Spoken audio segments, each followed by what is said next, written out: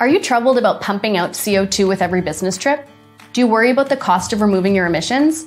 At VO, we don't have to anymore. Now we use Goodwings. When we book our hotels with Goodwings, they calculate and verifiably remove all of our emissions from business trips, our flights, our hotels, and even our meals. It's a one-stop shop for conscious business travel.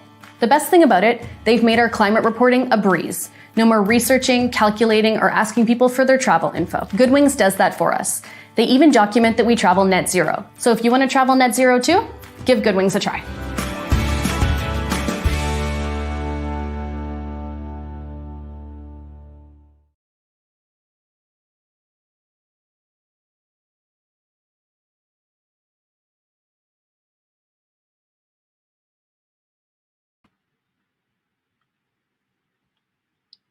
Hello and welcome to all of you watching this.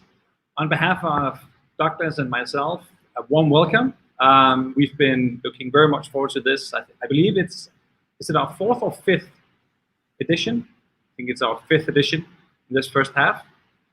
We've had more than 500 viewers altogether. And we're really pumped that so many are tuning in this afternoon just before summer vacation hits us all.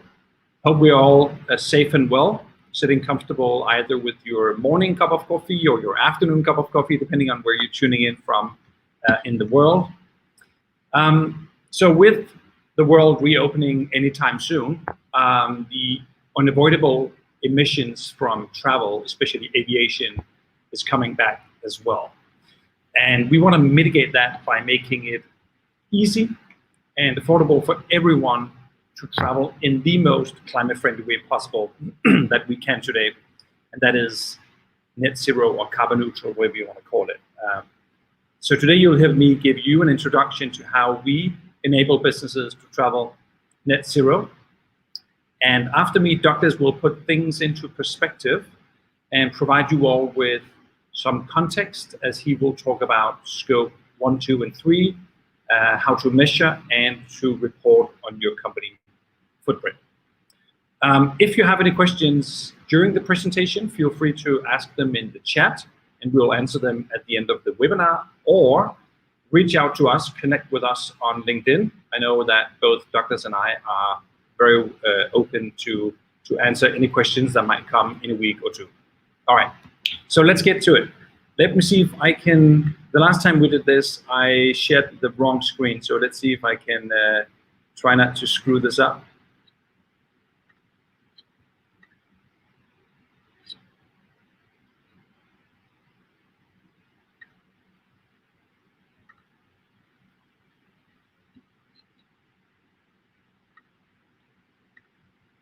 So, it's loading, skip by that. So, the way we live our lives obviously is heating the planet, and I'm sure that many of you watching this are fully aware. I hope also that you're pumped with enthusiasm about the many things that do occur. Good things are happening, but there are some sectors that are just simply hard to abate, hard to change, where it requires new technologies that we don't have at the moment, or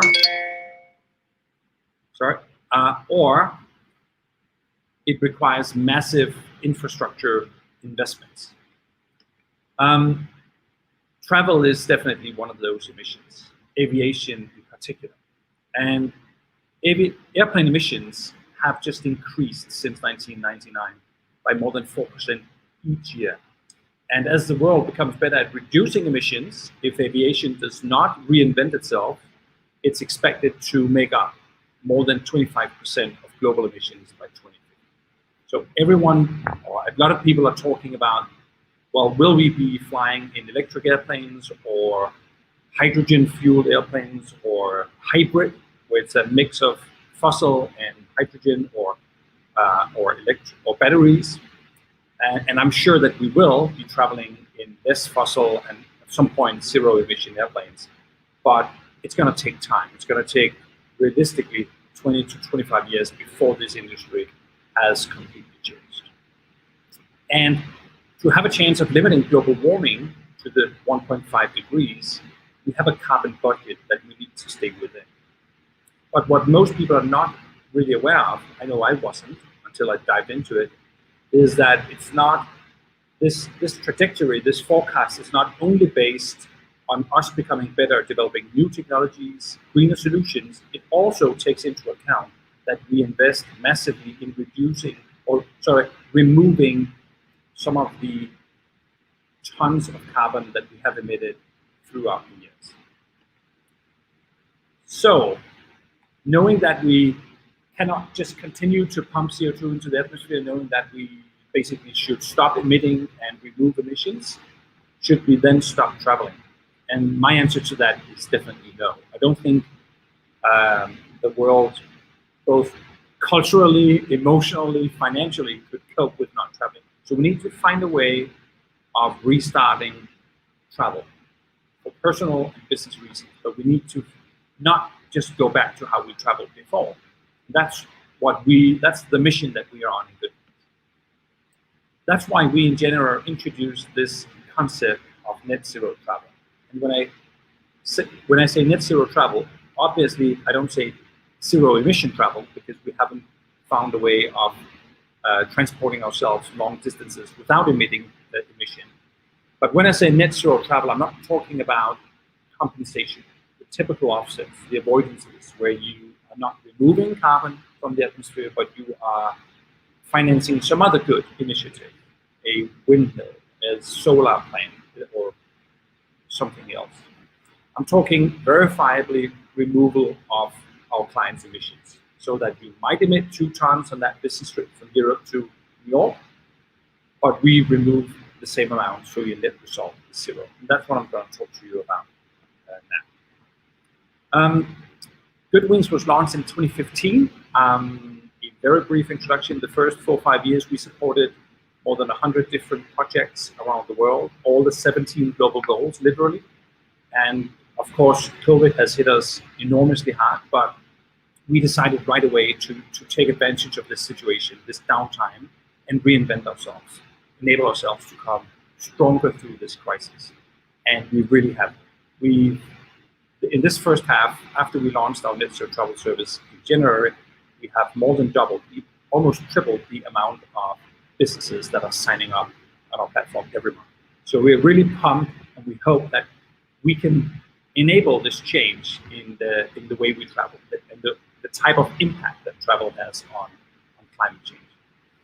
And one of the reasons, I believe, is that it's just one small change that really changes everything about your business travel.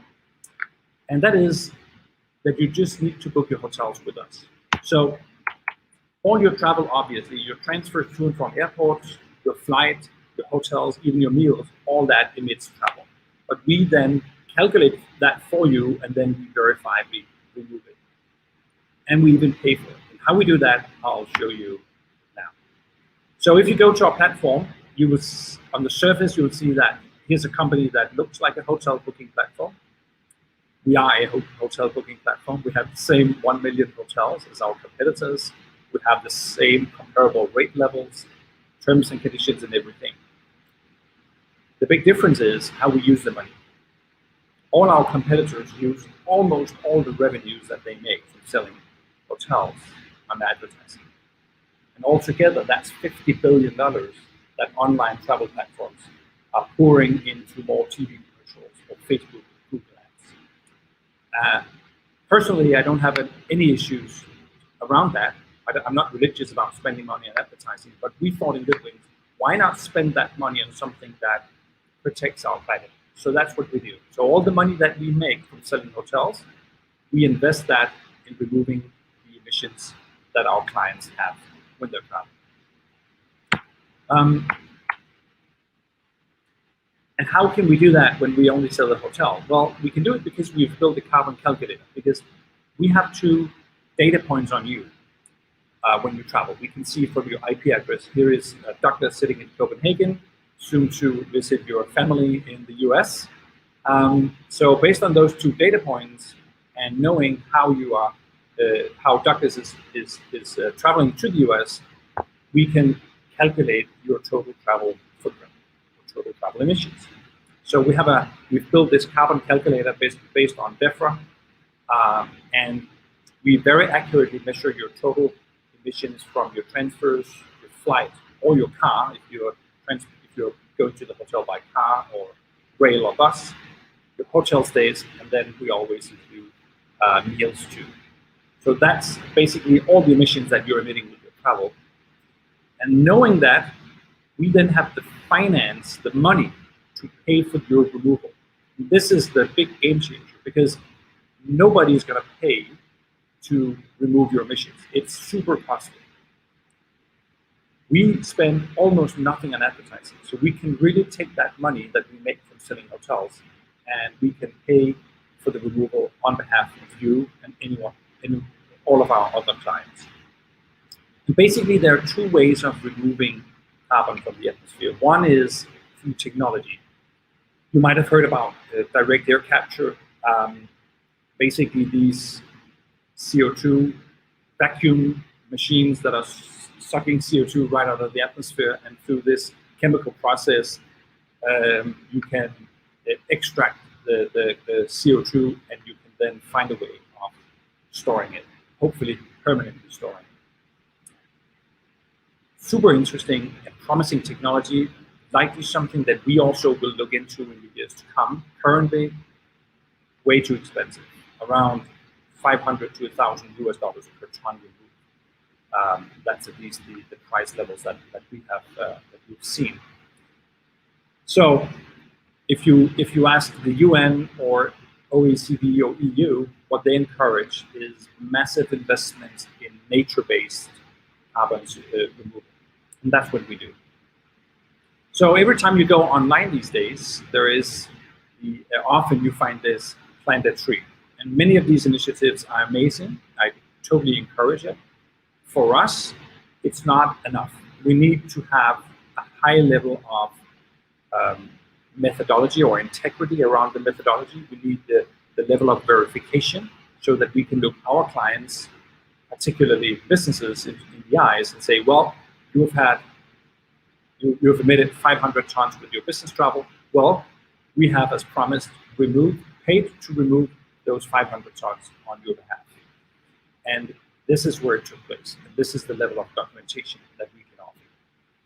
So for that reason, we've chosen only to invest in projects that are third-party verified, gold standard or VCS. And currently, we are removing hundreds of thousands of CO2 through a project in Uruguay, which is a massive area of more than 20,000 hectares of land that is being turned into forest. I believe the timeline of the project is around 50 or 60 years, so it's a long-term project. And the forest as a whole is intended to remove close to 10 million tons from the atmosphere. So once we have removed the emissions, we also register the removal under your name, so in the name of our clients, which also adds another level of transparency, because this is one of my pain points with many of the green solutions that are popping up all over and in many industries, is that you rarely have this connection to the impact that you've had by buying this product or service. So we wanted to take it as far as we could. So we've made a deal with our carbon partner working closely with Vera, which means that we go as far as to register the removal in Vera under your name, in the name of our clients, which basically enables us to send you a link that takes you into this open registry. You can see your name registered there. So on my final slides, and I'll hand it over to Douglas. So all in all, what are we trying to do? Well, we're trying to make it very easy for everyone to avoid just coming back to the pre-pandemic way of traveling, where we were just sitting in the airplane, looking at the engine, thinking, why, I'm contributing with 2 or 3 tons on this trip, but not really doing anything about it, because it is not many people or businesses or organizations that are paying to remove their emissions. I don't think people don't want to, but it's just not something we do because travel has become so enormously price sensitive due to all these aggregators. The only thing that matters is to get that plane ticket or hotel room as cheap as possible, even from the most impact-centric organizations I know. So we want to make it mainstream by including verified removal in the price of the hotel, by using our revenue stream on that. So if you choose to sign your company up, you will have all your emissions removed, of course, and verified. We'll give you an annual CO2 certificate. We'll give you all the data that we are logging, like when we are calculating your emissions, which basically saves some of our clients hundreds of hours doing their scope 3 measurement. And we'll give you some other cool stuff that you can read about on our website. The final slide, I'm not going to go into details, but you're probably wondering, how can they survive? How can they grow as a company when they're spending all the money that they make from selling hotels on mitigating climate change? Well, because we've turned it into a subscription membership service. So companies are paying us a small monthly fee, and our ambition is to get hundreds of thousands of businesses to use our service, so we can actually become a thriving business on the subscription itself. And it's very low. It's between $50 and $300 per month for the entire company. So this is something that everyone can afford. All right. There is a question for me? Yeah. Since you're not advertising, how do consumers find out about your next travel option? Thank you, Stephanie. This is the cornerstone of Goodwings. So I'm really glad that you're asking me this question. We spend a little on advertising, primarily on LinkedIn, but it's nothing compared to our competitors. We primarily grow our brand and acquire clients through partners. So we have partners. It could be a co-working space. It could be a bank. It could be a trade organization.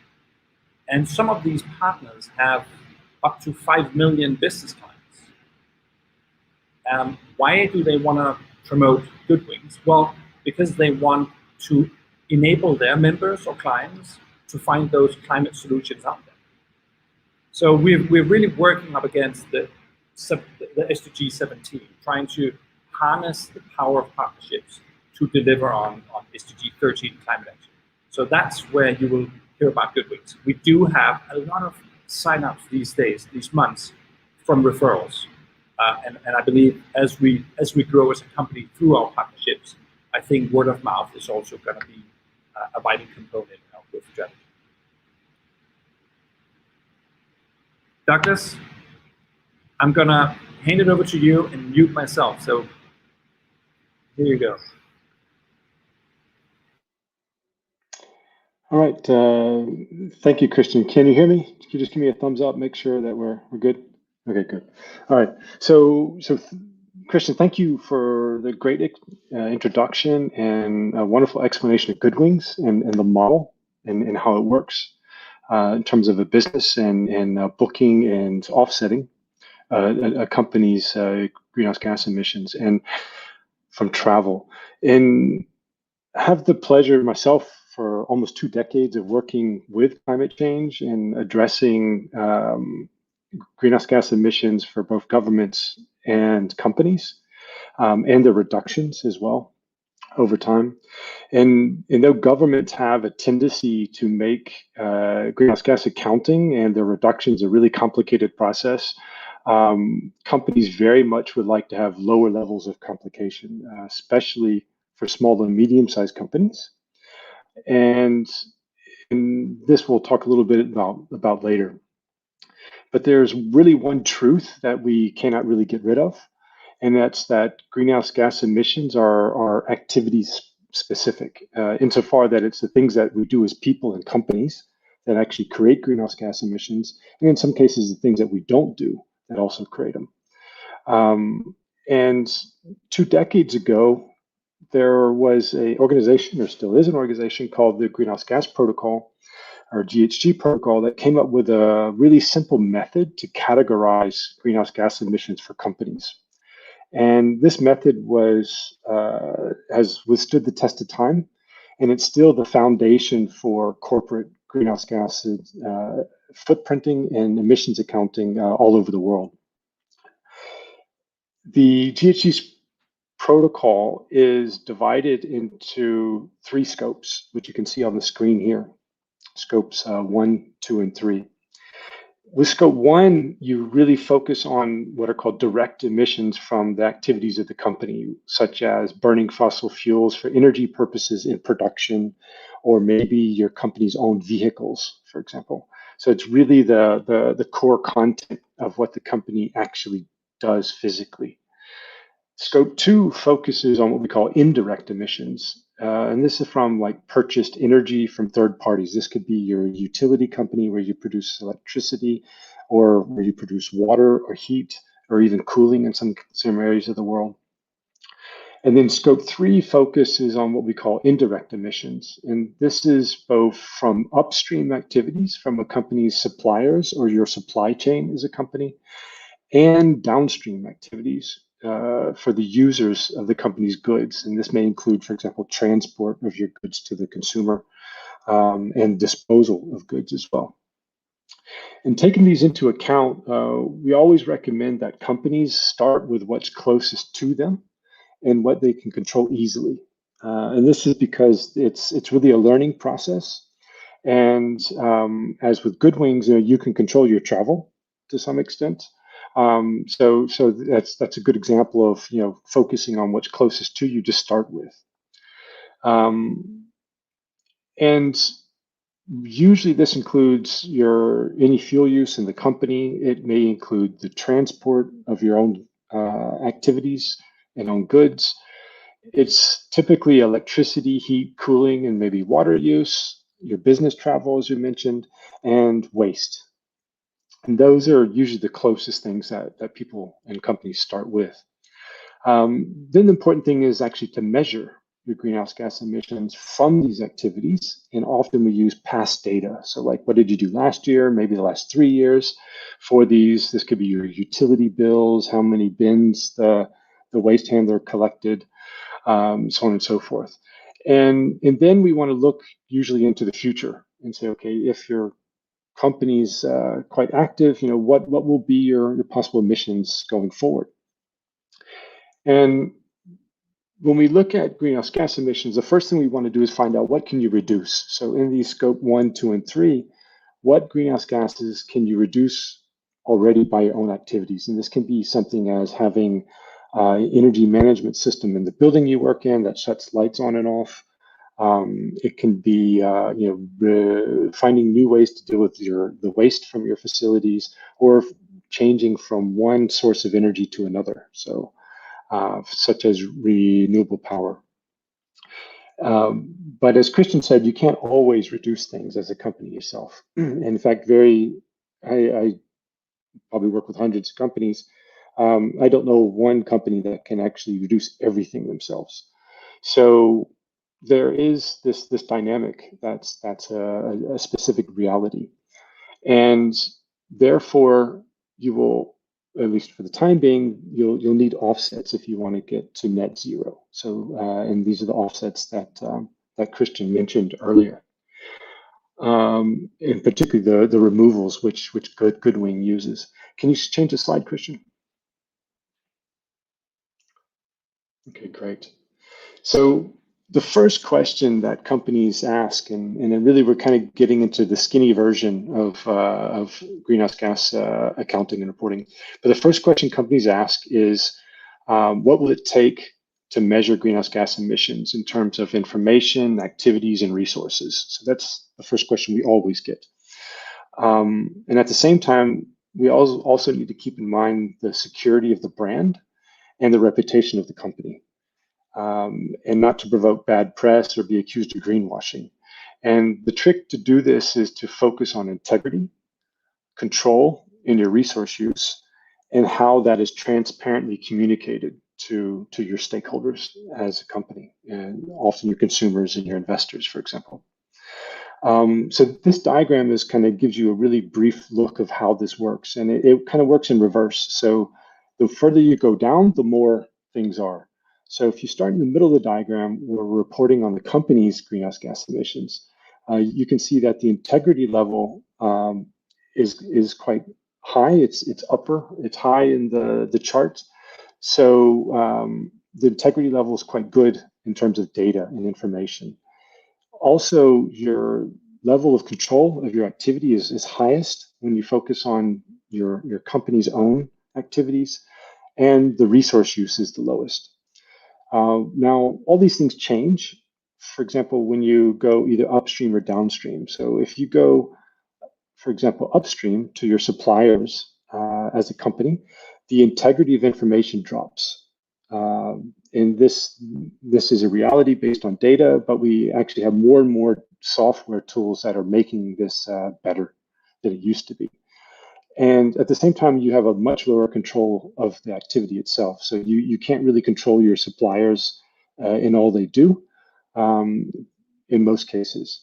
And then also, there's a much more greater resource use from you as a company to get information from your suppliers. And the most common tool to do this right now is actually these connected lifecycle softwares that are available through dozens of platforms around the world. On the downstream side, when we look at your customers and your consumers, again, the data integrity drops as you go further out.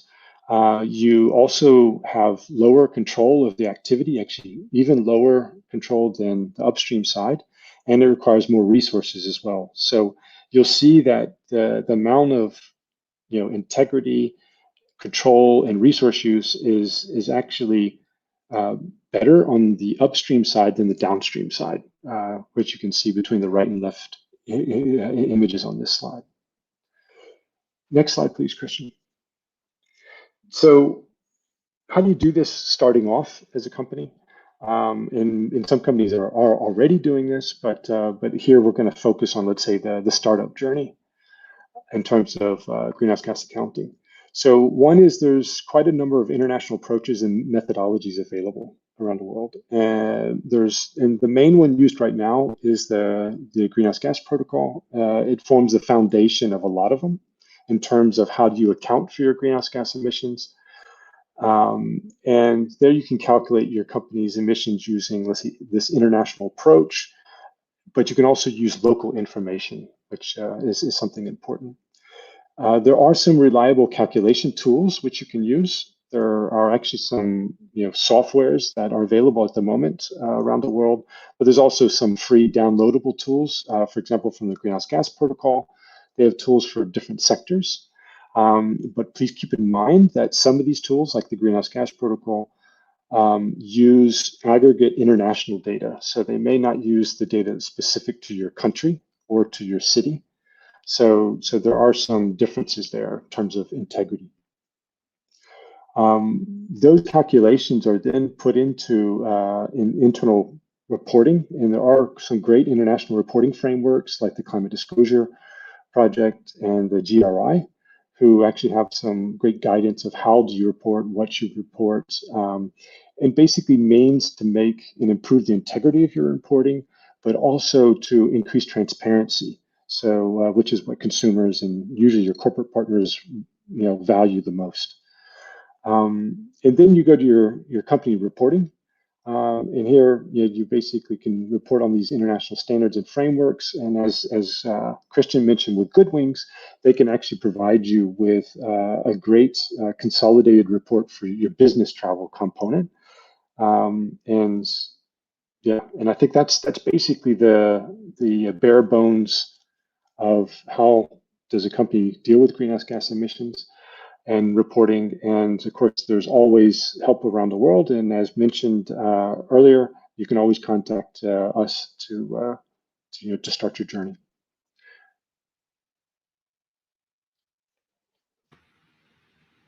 Thank you so much, Douglas.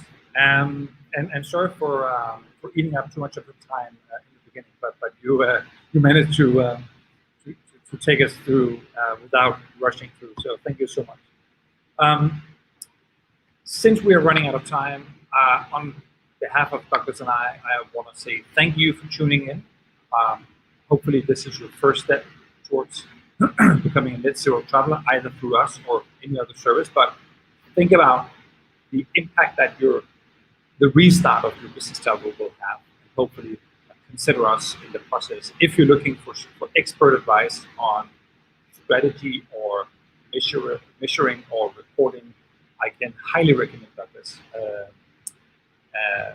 So as an expert on this, and as I said in the beginning, feel free to reach out to the both of us on LinkedIn. Have a wonderful summer. Douglas, you have it.